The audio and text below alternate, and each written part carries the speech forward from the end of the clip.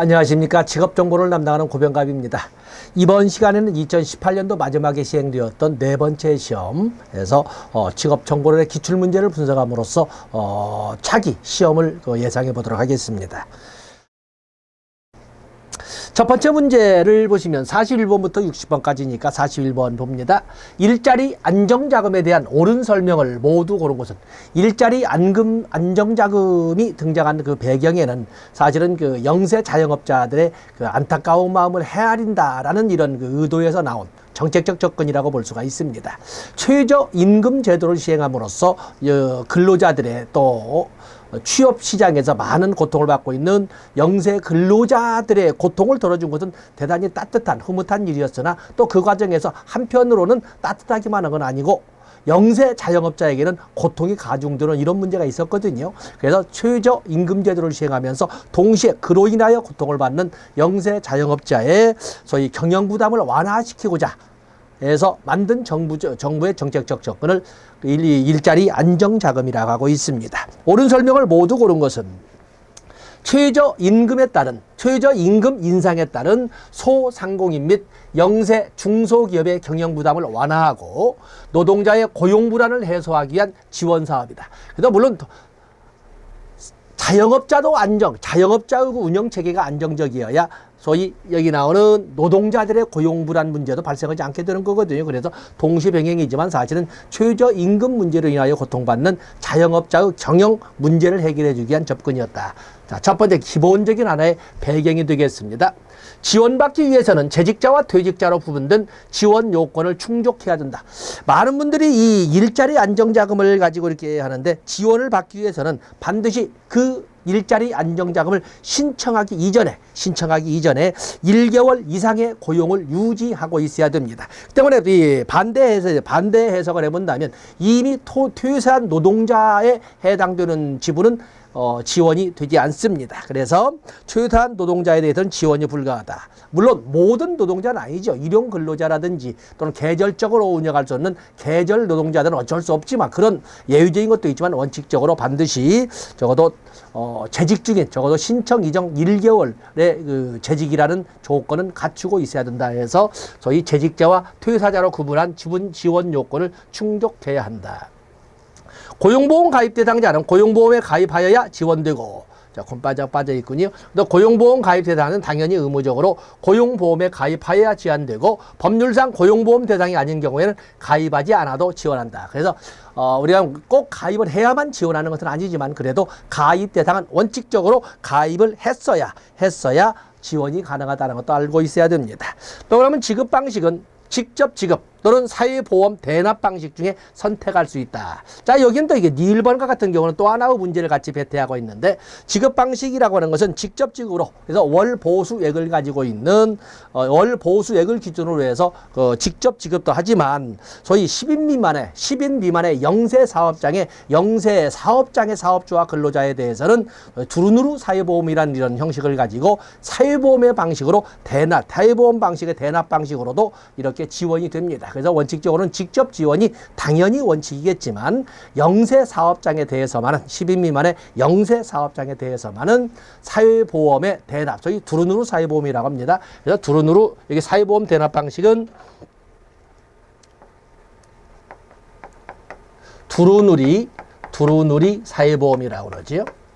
그래서 두루누리 사회보험은 그 영세 사업장은 근로자 수가 10인 미만이고, 월 근로자들의 원 평균 보수가 당시에 220만 원 미만인 경우에 지원되는 제도가 되겠습니다. 그래서 직접 지급을 원칙으로 하면서도 사회보험 대납 방식으로도 같이 반영이 되었다는 것을 알아주시면 됩니다. 자, 여기는 일자리 안정자금을 문제라기보다는 소개하기 위한 이런 어떤 의도였다, 이렇게 볼 수가 있습니다. 자, 옳은 것은 쭉 나와 있죠. 본 기역, 니은, 디귿, 리을이 모두 맞는 것이 되겠습니다. 42번에 보시면 한국표준직업분류의 분류체계 및 분류번호에 대한 설명으로 틀린 것은, 한국표준직업분류, 한국표준산업분류는 이건 굳이 제가 강조를 하지 않아도 다 아시는 것처럼 기본 최소한 4문제씩 출제되고 나간다, 이렇게 보시면 됩니다. 자, 이게 보시게 되면은 직업 분류는 세 분류를 기준으로 상위에는 소분류, 중분류, 대분류로 구성되어 있으며 하위 분류는 세세 분류로 구성되어 있다. 그래서 한국 표준 직업 분류를 지금 설명하고 있습니다. 그래서 특히 여기 보면 여기에도 함정, 첫 번째도 아주 함정이 있지요. 그래서 직업 분류는 세 분류를 기준으로 한다는 거 꼭 알고 있어야 됩니다. 그래서 직업 분류는 세 분류를 중심으로 해서 당연히 5단계로 되기 때문에 대분류, 중분류, 소분류, 세분류, 세세분류지만 한국 표준 직업 분류에서는 세 분류를 기준으로 해서 이렇게 해서 분류해 볼 수가 있다. 대분류는 10개, 중분류는 52개, 소분류는 100, 여기 숫자, 여기까지 암기하라고 해놨겠습니다. 어떤 자, 여기는 2번은 놔두고 가겠습니다. 분류 번호는 아라비아 숫자와 알파벳 A로 표시하며, 대분류 2자리, 중분류 3자리, 소분류 4자리, 세분류 5자리, 세세, 틀린 거지요. 우리가 대분류와 같은 경우에서는 대분류는 A로 표시했지만 소위 중분류가 2자리 그리고 소분류에서 세세분류는 5자리로 분류하도록 되어 있습니다. 그래서 여기는 뭐 여러분들 의도적으로 아마 맞게 하려고 한 거겠지만 함정은 1번에 봐놓고 답은 3번이 되겠습니다. 그다음에 동일분류에 포함된 끝 항목의 숫자 9는 기타의 개념으로 기타 뭐를 표시하며 위에 분류된 나머지 항목을 의미한다. 그래서 여기는 의도적으로 착한 문제이면서도 함정은 있었다. 그래서 많은 분들이 세 분류가 기준이 될 수가 있는가라고 할 적에 그냥 사전식 접근을 할 때 세 분류를 기준으로 하되 세 분류로 위로는 세 분류 위로는 당연히 소분류, 중분류, 대분류가 있고 그 아래로는 세세 분류가 있다라는 것을 이렇게 접근해 주시면 됩니다. 답은 당연히 3번이 되겠습니다. 43번에 보시면 이제는 표준 산업 분류가 나와 있군요. 표준 산업 분류에서 통계 단위의 산업 결정 방법에 대한 설명으로 틀린 것은 자, 표준 산업 분류가 나와 있습니다. 생산 단위의 산업 활동은 그 생산 단위가 수행하는 주된 산업 활동, 판매 또는 제공하는 재화의 서비스의 종류에 따라 결정된다. 주된 산업 활동이라고 하는 것은 부가가치가 가장 큰 활동을 말합니다. 어떤 주된 산업 활동의 종류에 따라서 결정된다.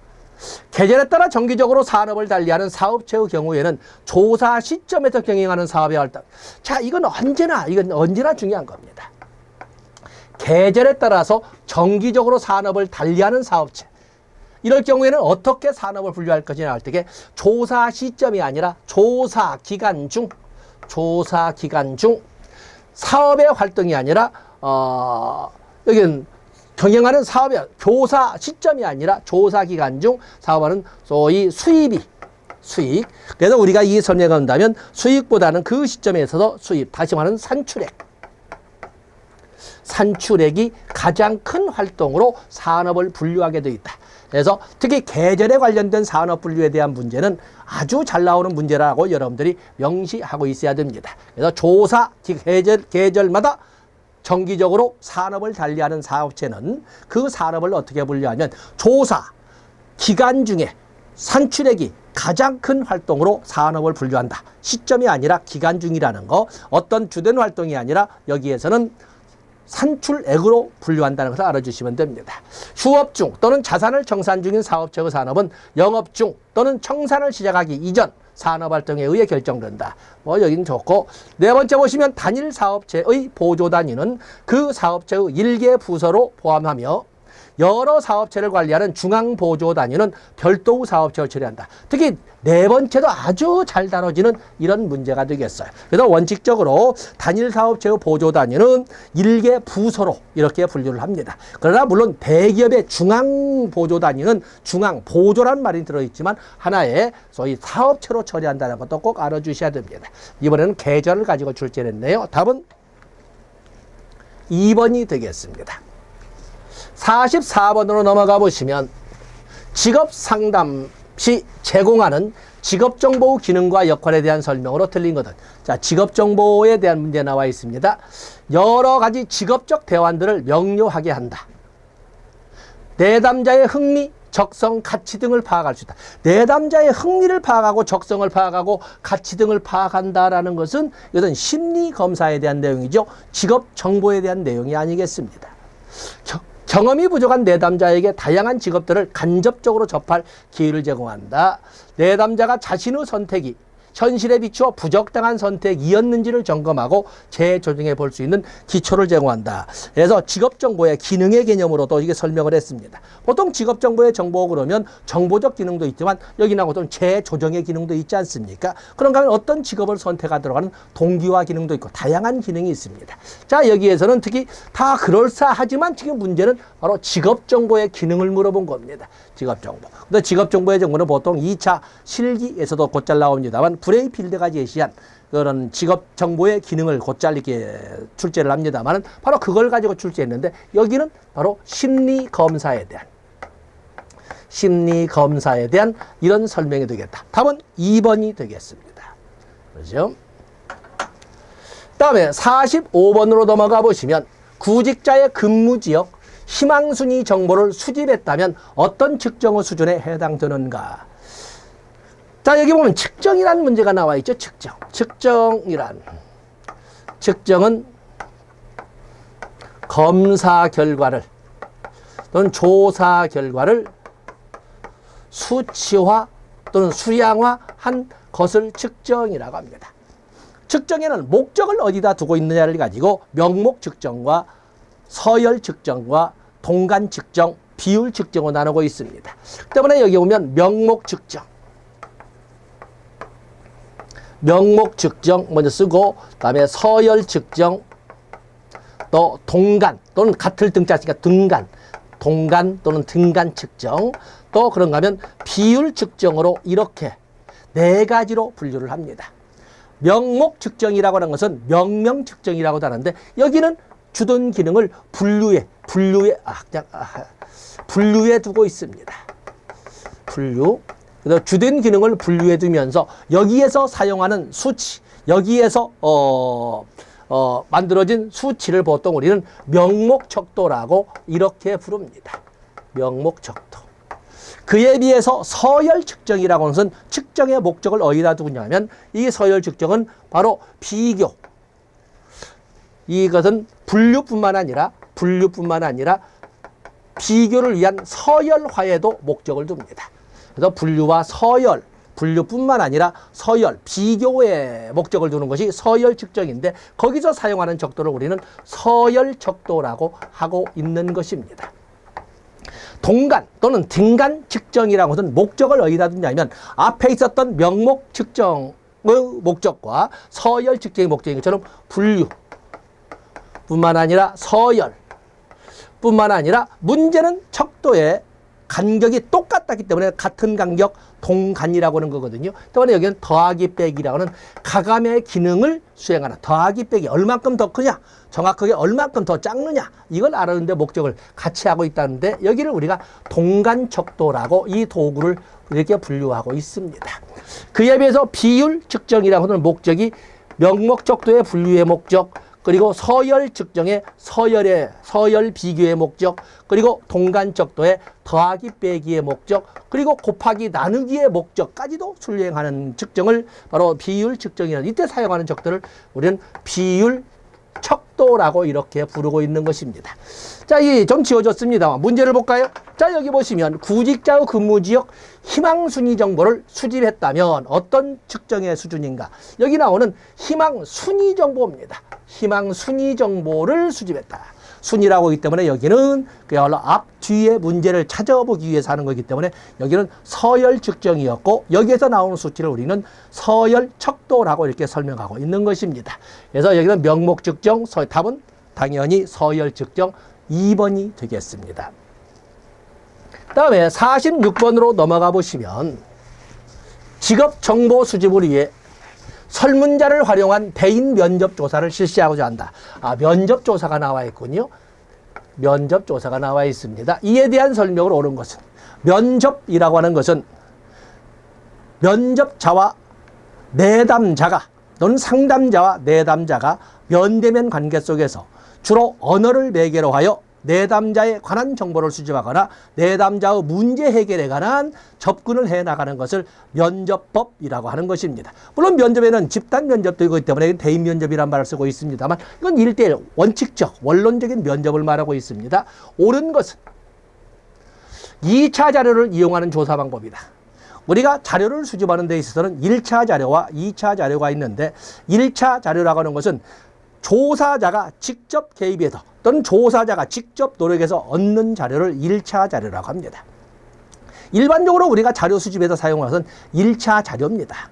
그런데 1차 자료 못지않게 또 비중을 차지하고 있는 것이 2차 자료가 있는데 2차 자료라고 하는 것은 내담자와는 전혀 무관하게 이전에 이미 누군가에 의해서 수집되어 있는 또는 체계화되어 있는 정보나 자료를 2차 자료라고 합니다. 여기 지금 대인 면접 조사는 직접 면대면 관계 속에서 자료를 수집하는 거거든요. 그렇기 때문에 여기는 1차 자료, 2차가 아니라 1차 자료를 이용한 방법이 되겠어요. 왜냐하면 면접관이 직접 면대면 관계 속에서 언어를 주된 대속으로 해서 자료를 수집하는 거예요. 그 다음에 새로운 사실이나 아이디어 발견에는 구조화된 대인 면접 조사가 적합하다. 우리가 면접에는 구조화된 면접, 비구조화된 면접 또는 반구조화된 면접 이런 식으로 나눕니다. 구조화된 면접이라고 하는 것은 이미 사전 각본을 짜놓고 사전 각본대로 질문의 순서도 질문의 어투도 전혀 벗어남이 없이 원리 원칙에서 정해진 대로만 진행하는 것은 구조화된 면접, 표준화된 면접이라고 합니다. 그에 비해서 비구조화된 또는 구조화되지 않은 또는 표준화되지 않은 면접이라고 하는 것은 사전 각본도 없이 충분한 인상 경험이 있는 면접관이 행하는 것인데 자유재량이나 융통성 속에서 물이 흐르듯이 면접을 진행하는 것은 바로 비구조화된 또는 구조화되지 않은 면접입니다. 구조화된 면접은 정해진 대로이기 때문에 정확하게 운영이 되고 정확하게 운영되다 보니까 신뢰도가 높을 겁니다. 그러나 구조화되지 않은 면접은 정형화된 틀이 없이 자유재량이나 융통성 속에 하기 때문에 신뢰도는 떨어질지 모르나 알아보고자 하는 것을 제대로 알아보는 자를 묻는 것을 타당도라고 하는데 그래서 상대적으로 볼 적에 구조화되지 않은 면접은 알아볼 것을 빼놓을 가능성은 거의 없다. 타당도가 상대적으로 높다고 볼 수가 있다. 그러나 신뢰도는 다소 허약할 것이다. 이렇게 비교하고 있는 거거든요. 그래서 새로운 사실이나 아이디어 발견, 새로운 사실이나 아이디어 발견이라고 하는 것은 이건 자유로운 분위기나 재량권 속에 대응하는 비구조화된 면접에서 나오는 겁니다. 그래서 여기는 비구조화된 면접이어야 돼요. 우편조사에 비해 응답률이 높다. 이 면접이라고 하는 면대면 관계 속에서 하기 때문에 가장 좋은 것이 응답률, 반응의 진실성을 확인할 수 있고 또 반응의 회수율이 높습니다. 회수율이 높다는 것은 응답률이 높다는 것입니다. 그렇기 때문에 이 면접이라는 것은 회수율이 높다. 또 그런가 하면 응답률이 높다. 이렇게 설명을 하고 있습니다. 그다음에 구조화된 대인 면접 조사의 경우 상황과 응답자 특성에 맞게 질문 과정을 유연하게 진행할 수 있다. 상대적으로 볼 때 유연성, 재량성, 융통성이 반영되는 것은 비구조화된 면접이라고 할 수가 있는 것입니다. 때문에 여기서는 옳은 것을 묻기 때문에 답은 3번이 되겠습니다. 3번이지요. 그래서 면접 보면 자주 나오니까 굳이 대인이라고 해서 불편해할 것은 없습니다. 47번으로 가서 보시면 국가 기술 자격 종목과 해당 직무 분야가 틀리게 짝지어진 것은 국가 기술 자격이 나와 있습니다. 자, 그러면 직업상담사 1급, 직업상담사 1급, 2급은 사회복지, 종교, 그 직무 분야를 나눠보면 사회복지, 종교, 임상심리사 역시 1급, 2급 있죠. 임상심리사 1급, 2급 모두 보건의료 영역이고 그다음에 세탁기능사가 있는데 세탁기능사는 여기는 경비 쪽입니다. 세탁기능사는 영업판매가 아니라 여기는 그 경비, 청소로 직무가 분류됩니다. 경비와 청소로 분류가 되는 거죠. 영업 판매라는 것은 텔레마케터라든지 바로 이러해서 영업 판매는 전자상거래 관리사 또는 전자상거래 운용사, 텔레마케팅 관리사 이런 등등이 영업 판매에 해당되는 것이고 세탁기능사는 경비, 청소 업무로 분류를 합니다. 그다음에 포장기사, 많은 분들이 이제 함정을 4번에서 이렇게 당하고 있는데 경영휴게 사무의 영역에는 중분류로 볼 때 직무 분야에서 경영휴게 사무에는 중직무에는 경영 분야도 있고 휴게 분야도 있고 사무 분야도 있지만 또 하나 중직무 분야에서 하나, 둘, 세 개뿐만 아니라 또한 있는 중직무 분야에 있는 것이 여기 나온 것처럼 생산관리가 있습니다. 생산관리. 그래서 직무 분야 국가기술자격 종목에서 직무 분야 중에 경영회계 사무의 중직무 분야에는 경영 분야, 회계 분야, 사무 분야뿐만 아니라 여기 나오던 생산관리 분야도 있습니다. 바로 이 생산관리 분야가 포장기사나 품질 경영기사가 여기에 해당된다고 보시면 되겠습니다. 함정은 4번이고 답은 3번이 되겠습니다. 48번으로 넘어가 보시면 한국표준산업분류에서 산업활동의 정의로 옳은 것은 이거는 아주 잘 나오는 거죠. 1차, 2차 관련 없이 아주 잘 나오는 문제입니다. 산업을 정의하고 또 산업활동을 정의하고 또 특히 산업활동에 함정이 있어서 1차에서 필기로 출제를 하고 이런 문제가 있습니다. 그래서 여기 한국표준산업분류 통계청 홈페이지를 들어가면 한국표준산업분류의 그 매뉴얼이 쭉 있는데 거기 보면 처음에 나오는 것이 정의에서 산업이란 뭔가, 산업활동이란 뭔가, 산업의 분류란 뭔가 이런 그 정의가 첫 페이지에 이렇게 쭉 나와 있습니다. 자, 여기 보면 유사한 성질을 갖는 상품과 재화의 생산에 관련된 활동의 집합. 굳이 딸 것 없이 우리가 본다면 산업활동이라고 하는 것은 산업활동이라고 설명할 때에는 생산 단위가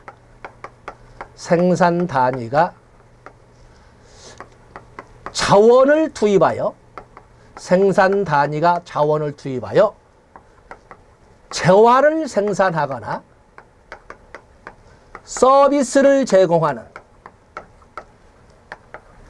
일련의 활동, 그냥 시리즈다 해서 일련의 활동, 이렇게 우리가 산업활동을 정의를 합니다. 생산 단위라고 하는 것은 기업체 단위도 있고 사업체 단위도 있고 또는 지역 단위도 있고 여러 가지 생산 단위가 있으면 그들이 소위 자원을 투입하여, 자원에는 기술도 있고 자본도 있고 또 그런가 하면은 원료도 있고 이런 자원을 투입해서 재화를 생산하거나 서비스를 제공하는. 그래서 보통 우리가 거기에 보면은 재화나 서비스를 생산하거나 제공하는 이렇게 이제 붙여놨습니다만 나눠본다면 재화를 생산하거나 서비스를 제공하는 일련의 활동이다라고 하는 것을 산업활동이라고 합니다.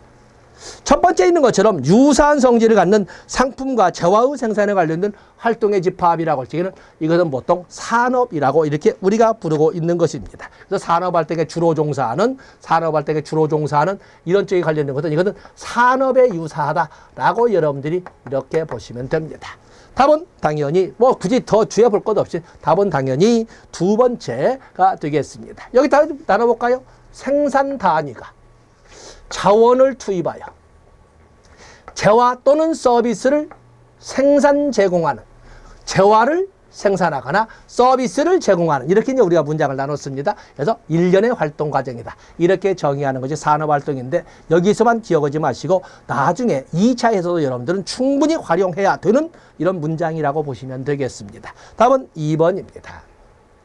49번으로 넘어가 보시면 통계청 경제활동인구조사에서 사용하는 용어 해설로 틀리는 것은 통계청 경제활동인구조사 거기 보면 생산인구도 있고 생산인구는 경제활동인구와 비경제활동인구로 나눈다. 경제활동인구의 개념은 뭐고 그 이후에는 취업자와 실업자가 있는 이런 등등을 쭉 설명합니다. 자, 여기에서 사용하는 용어를 본다면 진학준비. 자, 진학준비는 그부터 다뤄보진 않았습니다. 어제는 보겠습니다. 혼자 집이나 도서실에서 상급학교 진학을 위해 공부하는 경우. 좀 나눠보겠습니다. 자영업자, 자기 혼자 또는 무급가족 종사자와 함께 자기 책임하에 독립적인 형태로 전문적인 업을 수행하거나 사업체를 운영하는 사람. 자, 좋습니다. 임금근로자, 자신의 근로에 대해 임금, 봉급, 일당 등 어떠한 형태로든 일한 대가를 지급받는 근로자로서 통상 상용, 임시, 일용 근로자로 구분됨. 그렇죠? 이게 우리가 보통 근로자의 입장에는 근로자에는 상용 근로자, 임시 근로자, 일용 근로자로 나누되 그것은 고용 기간 단위를 가지고 나누는 거죠. 그래서 이 상용 근로자라는 것은 1년 이상의 고용 계약이 이루어져 있으면 상용 근로자라고 하는 것이고 임시 근로자라는 것은 소위 30일 이상부터 1년 이내로 이렇게 고용계약이 묶어져 있다면 임시근로자라고 합니다. 그에 비해서 여기 일용근로자라고 할 적에는 일용근로자는 30일 미만입니다. 이하가 아니라 30일 미만 또는 한 달 미만인 근로자를 일용근로자라고 하는데 고용보험법을 여러분들이 노동관계법규에서 공부를 하시다 보면 일용근로자가 정의에서 분류됩니다. 이 일용근로자와 같은 경우에는 국민연금과 같은 경우는 사업장 가입자, 국민건강보험과 같은 경우에는 직장 가입자에 가입할 수 있는 자격이 주어지지 않는다. 이런 제한도 있다는 것을 알아주시면 됩니다. 그래서 여기 임금 근로자를 이렇게 나눠볼 수 있다. 가사, 대부분의 시간을 자기 가정에서 가사 업무를 수행한 사람 또는 가사를 돌볼 책임이 있었다고 한 사람의 경우 여기에 해당한다. 자, 문제가 쉰 듯하면서도 참 어렵습니다. 자, 여기에서 용어 해설로서 우리가 할 적에 소위 시시비비를 가진다면 그중에 여기서 문제가 생길 수 있는 틈이 자영업자에 있습니다. 자영업자라고 하는 것은 이 자영업자는 개인 사업자만을 말합니다. 개인 사업자로 가은 사업체만 자영업자로 포함을 합니다. 그렇기 때문에 여기 나오는 이 사업체의 범위에는 개인 사업체도 있고 법인 사업체도 있는데 법인 사업체는 포함시키지 않습니다. 그래서 사실은 이 49번을 출제했던 출제위원회 의도는 충분히 뒤돌아보니까 의도는 이해할 수 있겠으나 좀 깔끔하지는 못한 출제였다. 이렇게 우리가 볼 수가 있습니다. 그래서 답을 2번으로 하는 이 사업체의 범위를 깔끔하게 정리하지 못했다 해서 답은 2번이 되는 겁니다. 그래서 여기는 업을 수행하거나 개인 사업체를 운영하는 사람이라고 해야 옳다라고 이렇게 해설이 붙어서 나온 겁니다. 답은 2번입니다. 50번으로 넘어가 보시면 큐넷이 나와 있군요. 큐넷에서 제공하는 국가별 자격제도의 정보가 아닌 것은. 자, 큐넷에 보게 보면 여러분들 큐넷을 보게 되면 다양한 자격제도가 나오죠. 국가 자격도. 이 큐넷에서 나오는 큐넷에서 나오는 국가 자격제도도 있고 민간 자격제도도 나와 있고 그리고 외국 자격제도도 있거든요. 그래서 큐넷에서는 이런 자격제도로 3가지를 모두 포함합니다. 근데 지금 여기서 문제인 것은 국가별 자격을 물어보고 있는 겁니다. 국가 자격제도, 민간 자격제도, 그리고 국가별 자격제도. 여기는 유럽부터 제가 돌아가자고 그랬지요. 유럽부터 해서 유럽 대륙부터 본다면 독일, 프랑스, 그리고 영국으로 건너와서 다음에 대서양을 넘어서 미국으로, 다음에 태평양을 넘어서 일본으로, 호주로 이렇게 해서 유럽 대륙부터 시작해서 대서양을 건너 태평양을 건너 6개 국가의 자격제도가 이렇게 소개되고 있습니다. 거기에 보시면은 호주, 중국의 자격제도는 있지 않습니다. 우리가 중국에도 쓸 수 있는 자격이야 있겠지만은 그렇게 중국까지 고려할 만큼 인구수 말고는 뭐 특별하게 전국까지 자격제도를 고려할 만큼은 아직은 자존심이라든지 또 실질적인 실용성에서 좀 떨어진다고 볼 수가 있습니다. 그래서 어쨌든 여러분 공부하실 적에 유럽 대륙부터 시작해서 대서양을 건너 태평양을 건너 6개 나라 독일, 프랑스, 영국, 미국, 일본, 호주 6개 나라가 있다라고 보시면 됩니다. 답은 2번이 되겠어요. 다음에 51번으로 넘어가 보시면 직업정보가 갖추어야 할 조건과 가장 거리가 먼 것은 최신의 정보여야 한다. 정보 수집 방법, 저자, 표본호 수 등이 언급되어 있어야 한다. 직업의 장점이 최대로 부각되어야 한다. 어휘 등 가독성이 제공 대상자에게 적합해야 된다. 그다음은 문장에 대한 이해 능력이 제공 대상자에 적합해야 된다. 자, 여기 보면 직업 정보에는 그 직업에 대한 장점만이 부각돼서는 안 되고 장단점을 막론하고 모든 것이 고르게 은폐됨이 없이 이렇게 제공돼야 됩니다. 여기 장점을 최대로 그러면 반대로 한다면 단점은 가능한 한 배제시키면서 이 말이 되는데 그게 아니고 장단점을 고르지 않고 두루두루 소개가 되어야 한다. 답은 당연히 3번이 되겠습니다. 52번으로 넘어가 보시면 워크넷에서 제공하는 성인 대상 심리검사 중 지필검사로 실시 가능한 것은 보통 우리가 워크넷에서 홈페이지를 딱 열어보면 거기에 채용, 정보, 직업 여기 나온 것처럼 직업 진로 그리고 고용 정책 정보, 훈련 정보, 인재 정보로 가로의 큰 범위가 가로로 이렇게 제시되어 있습니다. 그중에 두 번째가 직업 진로에 관련된 것인데 직업 진로에는 바로 여기 나오는 심리검사가 직업 심리검사가 나와 있는데 직업 심리검사를 세분화 보면 청소년 대상 7개와 그리고 여기는 개정이 된 거죠. 종래는 8개였습니다만 청소년 대상 7개와 성인 대상 12개에서 19개의 심리 검사가 소개되어 있습니다. 그 중에 성인 대상 심리 검사입니다. 성인 대상 심리 검사. 청소년 대상 심리 검사나 성인 대상 심리 검사는 모두 인터넷으로도 검사를 받을 수가 있고 지필 검사라도 검사를 받을 수가 있습니다. 그런데 오직 인터넷으로만 지필 검사는 불가능하고 인터넷으로만 검사를 받을 수 있는 것이 있는데 거기에는 직설적으로 인터넷으로만 가능한 검사. 지필 검사가 불가능한 검사 그러면 청소년 대상은 대학 흥미 검사가 있습니다. 대학 학과, 대학 전공 흥미 검사. 전공 흥미 7개의 종류 중에 대학 전공 또는 대학 학과 흥미 검사는 인터넷으로만 가능한 검사가 되겠어요. 그에 비해서 성인 대상 심리 검사 12개 중에 여기에는 중장년을 좀 무시하는 이런 것이 있습니다. 그래서 거기에는 준고령자 직업선호도 검사.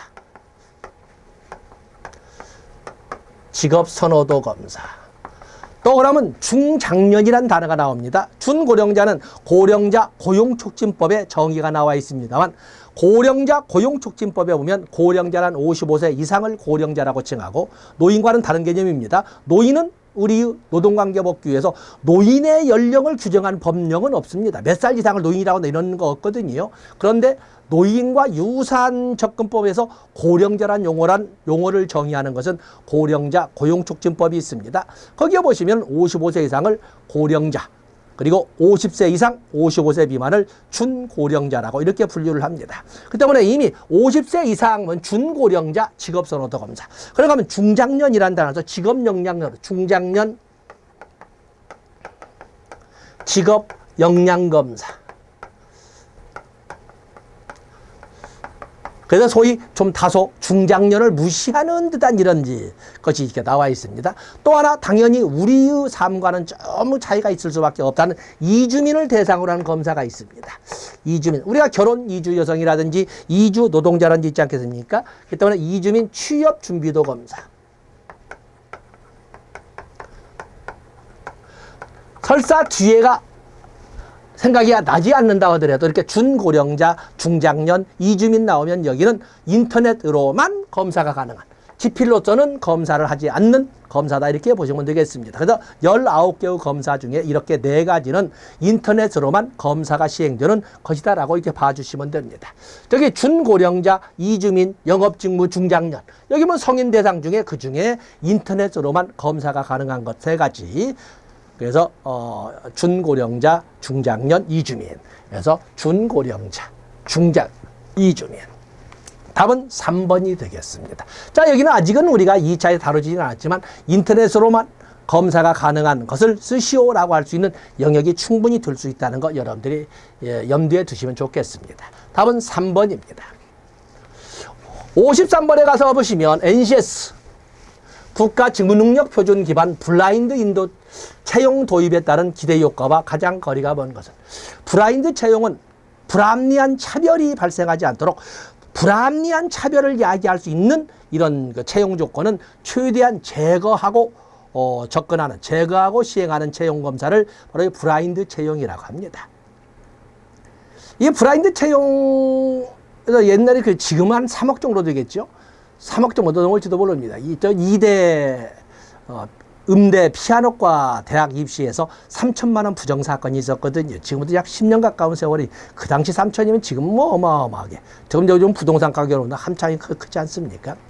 그 당시 그래서 2대에서 우리 국민을 우려한 것이 뭐냐, 그 다음에 2대 음대 피아노 실기 검사에서 어떤 방식을 채택했냐면 블라인드 채용을 한다고 해서 소위 커튼을 쳐놓고 피아노 실기 검사를 했어요.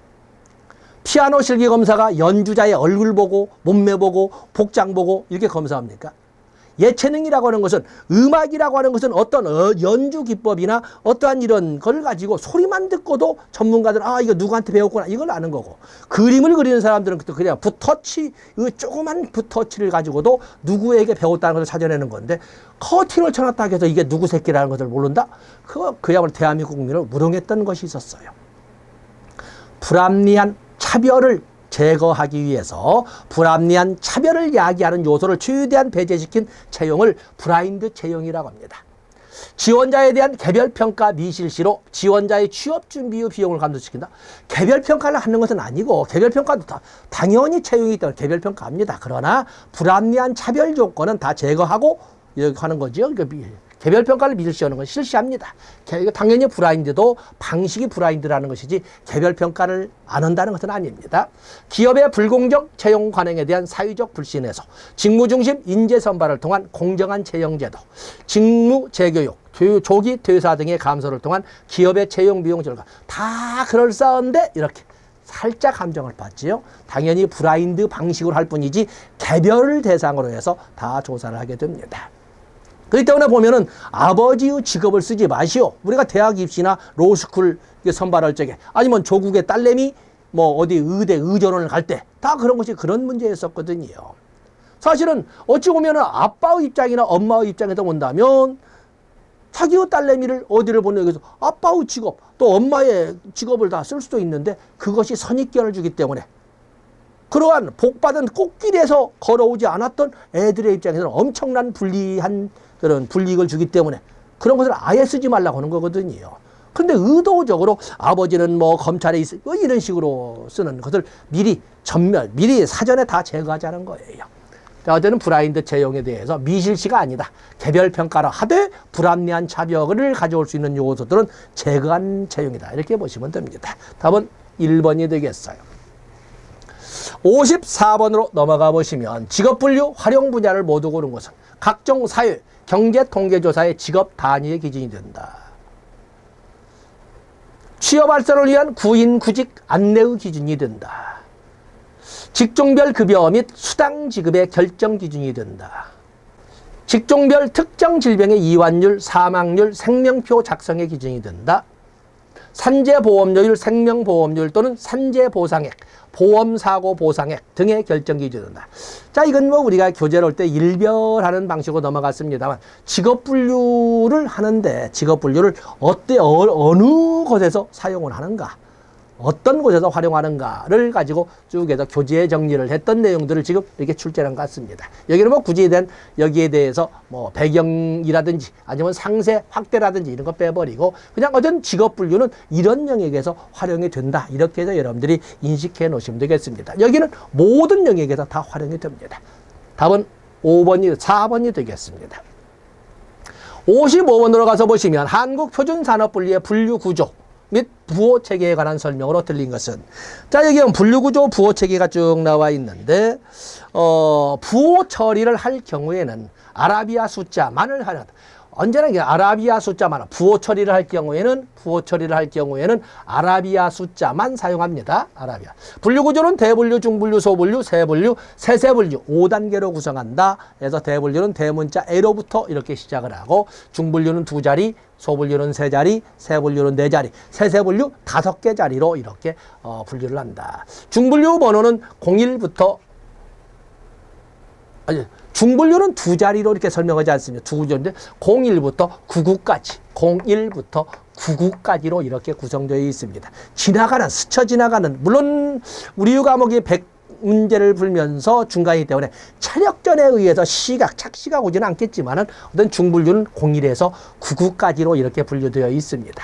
대분류별 중분류 추가 여지를 남겨놓기 위하여 대분류 사이에 번호 여백을 두었다. 좋습니다. 어떤 중분류는 01부터 99까지로, 어떤 데는 00으로 보는데 00이 아니라 01부터 99까지로 이렇게 분류되어 있습니다. 권고된 국제분류, 국제표준분류 4편을 기본체계로 하였으며 국내 실정을 고려하여 국제분류 각 단계의 항목을 분할, 통합 또는 재그룹화하여 독자적으로 분류 항목과 분류 부호를 설정했다. 그래서 이걸 국제 분류를 기본 체계로 하지만 거기에 국내 실정을 고려해서 소위 설정을 했다. 이렇게 해서 원칙은 기본은 국제 분류를 반영했지만 국내 실정도 고려해서 설정한 것이다. 이렇게 내용을 봐주시면 됩니다.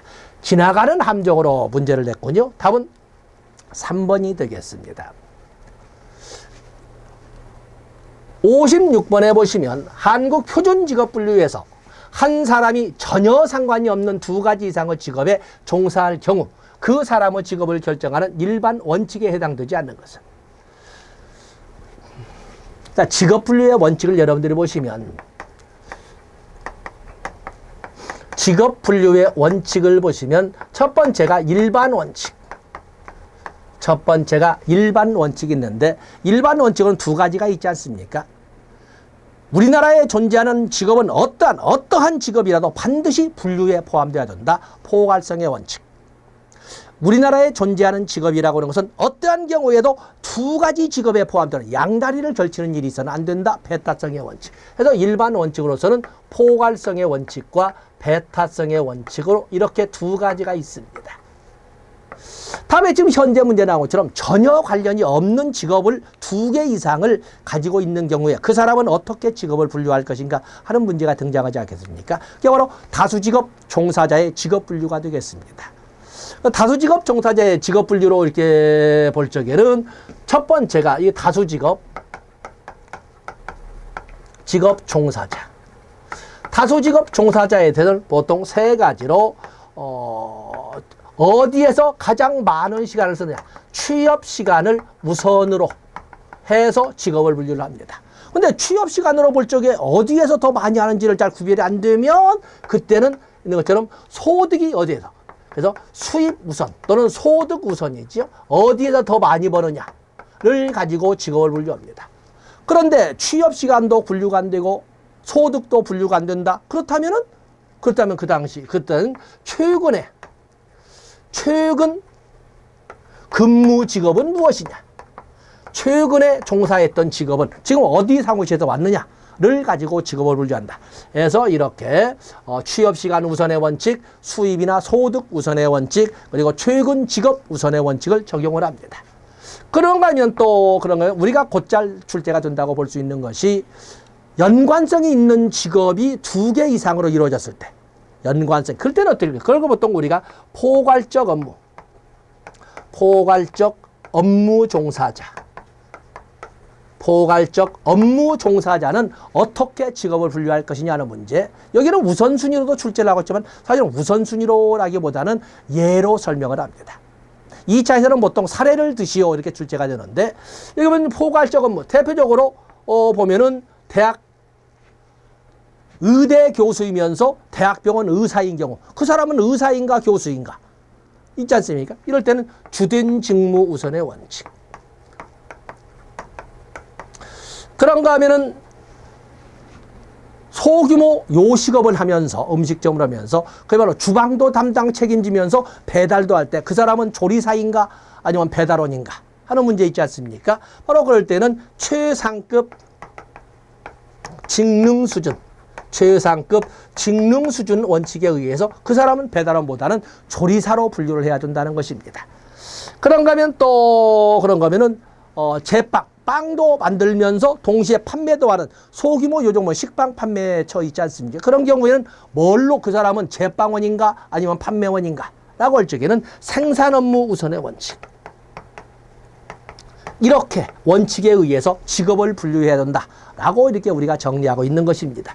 여기에는 전혀 상관이 없는 두 가지 이상의 직업의 종사. 이거 다수직업 종사자거든요. 그럴 경우에는 가장 먼저 취업 시간 양으로, 소득액으로, 그리고 소득액으로 최근에 근무했던 직업 우선으로 이렇게 분류를 합니다. 여기다 전혀가 노동 강도, 수입, 조사 지점의 기존에 최근 종사한 직업, 또 취업 시간. 답은 당연히 1번이 되겠습니다. 여기는 워낙 우리가 강조를 안 할 수가 없는 영역이어서 여러분 꼭 숙지해 놓으시고 노트 정리해 놓으시고 요약 정리해 놓으시고 그냥 가지고 가셔야 됩니다. 그다음에 57번으로 가서 보시면 한국표준직업분류의 개정 특징과 거리가 먼 것은 전문기술직 7차 개정의 전문기술직의 직무 영역 확장 등 지식정보와 사회 변화상 반영, 사회 서비스 일자리 직종 세분화 및 신설, 고용규모 대비 분류 항목이 적은 사무 및 판매 서비스직 세분, 자동화 기계화 진전에 따른 기능직 및 기계 조작직 직종 세분화.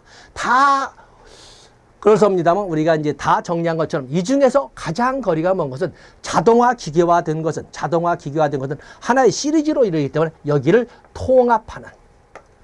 그래서 자동화 기계화 진전에 따른 기능직, 기계 조작직의 직종을 통합한 이런 특징을 가지고 있습니다. 그래서 여기에서 우리가 볼 적에는 답은 4번이 되겠습니다. 58번으로 넘어가 보시면 워크넷에서 제공하는 학과 정보 등 사회 계열에 해당되는 학과가 아닌 것은, 워크넷은 여러분 아시는 것처럼 학과 정보도, 직업 진로의 학과 정보도 제공되고 있지 않습니까? 학과 정보에서 항공 서비스과, 광고 홍보학과, 소방 방지학과, 비서학과 다 있는데 이 중에 사회 계열에 해당, 사회 계열. 항공 서비스과, 광고 홍보학과, 비서학과는 사회 계열이지만 소방 방지학과는 공학 계열에 해당이 되겠습니다. 그래서 또 막상 보면 우리가 공부할 적에는 편안하게 왔는데 막상 시험으로 나오면 이게 좀 이렇게 혼동되는 경우가 있거든요. 어쨌든 소방 방지학과는 공학 계열이라는 것을 여러분들이 알아주시면 되겠습니다. 답은 3번입니다. 59번으로 넘어가 보시면 한국직업전망은 고용 변동 요인을 8개 범주로 정의하고 그에 따라 고용 전망을 기술한다. 다음 중 불확실성 요인에 해당하는 고용 변동 요인 범주를 모두 고르면 확실성 변인 5개와 불확실성 범주 3개를 포함해서 이렇게 8개의 요인을 제시하고 있는데, 자, 이 중에 불확실성 요인을 물어보고 있거든요. 그래서 확실성 요인 5개, 불확실성 요인 3개인데, 여기 보면 인구 구조, 노동 인구, 과학 기술 발전, 기후 변화. 많은 분들이 기후변화를 가지고 이건 불확실한 거 아니냐라고 하는데, 요즘의 과학의 발달은 그야말로 우리나라도 슈퍼컴퓨터가 들어와 있는 것처럼 거의 일기예보를 시간 단위로 하잖아요. 사실은 더 자세히 한다면 분 단위로 계산을 할 거예요. 그렇죠. 이제는 기후의 변화나 이런 정도는 거의 예상치에서 벗어나지 않습니다. 이건 그래도 디귿번이 돼가지고 이건 확실성 변인이에요. 확실성 변이. 그래도 디귿번이 함정입니다만 이건 확실성 변이다. 디귿번 들어가 다 틀린 거예요. 1번도 틀렸고 3번도 틀렸군요. 다음에 대내의 경제상황 변화. 대내의 경제상황 변화는 당연히 다른 나라의 경제상황이 어떻게 돌아갈지 어떻게 알겠어요. 더구나 이번 보면은 국제적으로 어떠한 경기적 변동 요인이 생기지를 알지 못하는 거죠. 어디에서 전쟁이 나서 어디에서 수축기를 말리게 되고 어디에서 석유가 중단이 될지를 알지를 못해요. 그 때문에 이 대내의 경제상황 변화는 이것은 불확실성 변화죠. 불확실성. 니을번은 반드시 들어가. 다 니을번 들어갔지 않습니까? 니을번. 다음에 기업의 경영 전략. 이재용이라고 하는 이런 삼성의 총수, 아니면은 소위 빌 게이츠라는 사람의 가족 상황, 뭐 이런 문제를 어떻게 알겠습니까? 그 사람들의 소위 경영 전략이라는 것은 매 순간순간마다 물론 수없이 많은 변이를 반영해서 경영 전략을 수립하겠지만 밖에서 볼 수 없는 내면적 불가시적이거든요. 그래서 기업의 경영 전략도 이것도 바로 불확실성 변동이 되겠어요. 불확실성 변동이죠. 그다음에 정부 정책이나 법 제도의 변화. 한 사람이 영원히 집권해서 이끌어간다면 물론가 정부의 정책은 집권자가 어떠한 가치관을 가지고 있고 어떠한 운영 방책을 세우고 있는지 알지 못해요. 마치 기업의 최고 총수가 하는 것처럼 이것도 역시 당연히 불확실성 전략이라고 할 수가 있습니다. 당연히 여기에서 답은 불확실성 전략 3가지라고 하는 것은 함정은 디귿번이 있었고 나머지는 니을, 미음, 비읍. 답은 니을, 이건 좀 듣군요. 답은 4번이 되겠습니다. 그래서 기후변화는 오늘날에는 확실성 요인으로 분류가 되고 있다 알아주시면서 경제 상황 변화나 기업의 경영 전략이나 정부 운영 전략과 같은 것은 전부 불확실성 요인으로 분류하고 있다. 이렇게 보시면 됩니다. 그 다음에 60번에 보시면 한국표준산업분류의 대분류와 관련 산업과의 연결이 틀린 것은, 대분류가 이렇게 쭉 나와 있군요. 제조업, 인쇄업, 우리가 물론 고급 직업 정보이지만 아주 섬세하죠. 아주 섬세합니다. 그래서 이 제조업은 인쇄업, 도매, 소매업, 자동차 판매업, 운수창고업, 택배업, 사업, 시설관리, 사업 지원 및 임대 서비스, 변호사업이 있는데 사업시설관리나 사업지원이나 임대서비스, 굳이 한다면 사업지원과 연결되겠지만 이 변호사업을 이렇게 사업시설관리나 사업 임대로 설명할 수는 없습니다. 여기는 전문 서비스업입니다. 어제는 뭐 굳이 설명할 수 없이 변호사업은 사업시설관리나 임대업이 아니라 이건 전문 서비스업이다. 전문 서비스업이다. 이렇게 해서 여러분들이 대분류 21개 중에 N번에 속한다라고 보시면 됩니다. 답은 4번이 되겠습니다. 자, 이렇게 해서 우리가 이번 시간에 이 20문제를 통해서 차기가 어떤 문제가 나올지를 한번 예상을 해봤습니다. 자, 여기까지 하겠습니다. 고맙습니다.